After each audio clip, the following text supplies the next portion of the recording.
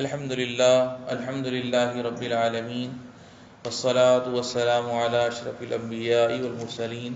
نبینا محمد وعلی آلہ وصحبہ اجمعین، اما بعد۔ آج ہمارے درس کا موضوع ہے دعا کی فضیلت اور اس کے آداب۔ اسلامی بھائیوں، دعا کا معاملہ یقیناً اللہ تعالیٰ کے نزدیک بہت بڑا ہے۔ یہ فضیلت والی نیکیوں اور سب سے بڑی فرمانبرداریوں میں سے ایک ہے۔ ہمارے نبی صلی اللہ علیہ وسلم نے فرمایا، افضل العبادت هو الدعاء، یعنی سب سے افضل عبادت دعا ہی ہے۔ اللہ سبحانہ و تعالی نے دعا کی رغبت دلائی ہے، چنانچہ ارشاد فرمایا، وَإِذَا سَأَلَكَ عِبَادِي عَنِّي فَإِنِّي قَرِيبٌ أُجِيبُ دَعْوَةَ الدَّاعِ إِذَا دَعَانِ فَلْيَسْتَجِيبُوا لِي وَلْيُؤْمِنُوا بِي لَعَلَّهُمْ يَرْشُدُونَ، یعنی جب میرے بندے میرے بارے میں آپ سے سوال کریں تو آپ کہہ دیں کہ میں بہت ہی قریب ہوں ہر پکارنے والے کی پکار کو، جب کبھی وہ مجھے پکارے قبول کرتا ہوں۔ اس لیے لوگوں کو بھی چاہیے کہ وہ میری بات مان لیا کریں اور مجھ پر ایمان رکھیں، یہی ان کی بھلائی کا باعث ہے۔ تو اللہ اپنے مومن بندوں سے قریب ہے، ان کی دعاؤں کو قبول کرتا ہے، ان کی امید پر لاتا ہے اور انہیں ان کی مانگی ہوئی چیز عطا فرماتا ہے۔ کتاب اور سنت کے نصوص پر غور کرنے والے کو پتہ چلے گا کہ دعا کی فضیلت اور اس کے عظیم اجر و ثواب کی کئی قسمیں ہیں۔ اس کی مختصر وضاحت بیان کرتا ہوں۔ اللہ تعالی نے دعا کو تقدیر کے بدلنے کا سبب بنایا ہے، جیسا کہ آپ صلی اللہ علیہ وسلم نے فرمایا، لا يرد القدر الا الدعاء، یعنی تقدیر کو دعا ہی بدل سکتی ہیں۔ کبھی اللہ سبحانہ و تعالی اپنے بندے کے حق میں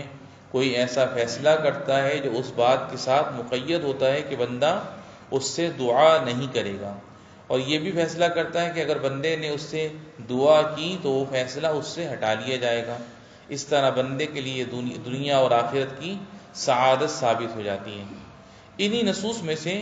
یہ بھی ہے کہ اللہ تعالیٰ کے نزدیک دعا دوسری عبادتوں کے مقابلے میں زیادہ عزت و شرافت والی ہے۔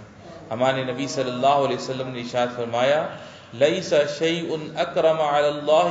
من الدعاء، یعنی اللہ کے نزدیک دعا سے زیادہ عزت والی کوئی چیز نہیں ہے۔ جو سچائی کے ساتھ اللہ کی طرف متوجہ ہو، عاجزی کے ساتھ اس سے دعا کرے اور کثرت سے سوال کرتا رہے تو اللہ اس کی دعا قبول کرتا ہے، اس کی امید کو پورا کرتا ہے، اس کی مانگی ہوئی چیز اسے عطا کرتا ہے اور دنیا و آخرت میں اس کے لیے سعادت کا دروازہ کھول دیتا ہے۔ خاص طور پر جب بندہ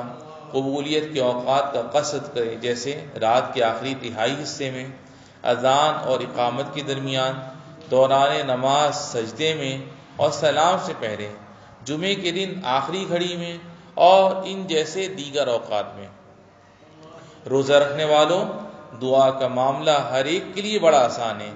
اس میں کسی مشقت کی ضرورت نہیں ہے۔ نبی کریم صلی اللہ علیہ وسلم نے اس آدمی کی مذمت کی ہے جو دعا کرنے سے پیچھے رہ جاتا ہے، چنانچہ آپ صلی اللہ علیہ وسلم نے فرمایا، اعجز الناس من عجز عن الدعاء، یعنی سب سے نکما وہ شخص ہے جو دعا سے عاجز رہ جائے۔ بندہ چاہے جتنی عاجزی سے دعا کرے، اسے قبولیت کی تاخیر سے اکتانا نہیں چاہیے اور نہ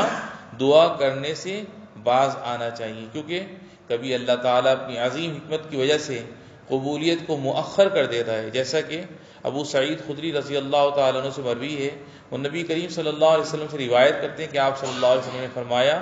ما من مسلم يدعو ليس بإثم ولا بقطيعة رحم إلا أعطاه إحدى ثلاث، إما أن يعجل له دعوته وإما أن يدخرها له في الآخرة وإما أن يدفع عنه من السوء مثلها، یعنی کوئی بھی مسلمان جب بھی ایسی دعا کرتا ہے جس میں گناہ یا رشتے کا کاٹنا نہ ہو تو اللہ اسے تین چیزوں میں سے کوئی ایک چیز دے دیتا ہے، یا تو اس کی دعا جلدی قبول کر لیتا ہے، یا تو اسے آخرت کے لیے ذخیرہ بنا دیتا ہے، اور یا تو اس سے اسی کی مثل کوئی برائی دور کر دیتا ہے۔ بھائیوں، آخری بات یہ کہ ہمارے لیے جان لینا مناسب ہے کہ دعا کی حالت میں دل کا حاضر رہنا رب جل وعلا کے سامنے انکساری کرنا، اس کی تعریف اور اس کے نبی صلی اللہ علیہ وسلم پر درود کے ساتھ دعا کا شروع کرنا ضروری ہے۔ اس کے ساتھ ساتھ الہا و زاری، زیادہ سے زیادہ توبہ استغفار، اللہ تعالیٰ سے نا امید نہ ہونا اور اس سے حسن ظن رکھنا بھی دعا کرتے وقت ضروری ہے۔ جس شخص کی دعا میں یہ اور جیسی باتیں اکٹھا ہو جائیں تو اس کی دعا قبولیت کی زیادہ مستحق ہے۔ یا اللہ ہمیں اچھی طرح دعا کرنے کا الہام فرما، ہمیں اس نے قبولیت سے نواز دیں، قول و عمل میں ہمیں اخلاص کی توفیق عطا فرما اور اس مہینے میں ہمیں مقبولین میں سے بنا دیں۔ وآخر دعوانا ان الحمد للہ رب العالمین۔